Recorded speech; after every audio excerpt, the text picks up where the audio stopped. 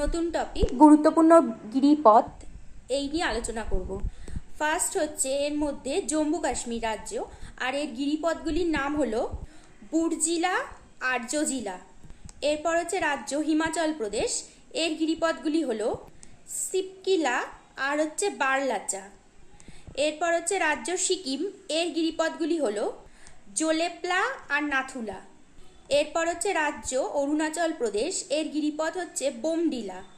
এরপর হচ্ছে রাজ্য উত্তরাখণ্ড, এর গিরিপথ হচ্ছে নীতি, লিলুলেক, খাগলা ইত্যাদি। এরপরে দুটো গিরিপথের মানে পশ্চিমঘাট পর্বতমালা আর পূর্বঘাট পর্বতমালা তাই নিয়ে আলোচনা করব। পশ্চিমঘাট পর্বতমালার মধ্যে পশ্চিমঘাট পর্বতমালার বিস্তৃতি হচ্ছে ১৬০০ কিমি। আর এই পশ্চিমঘাট পর্বতমালার কয়েকটি ফাঁক আছে।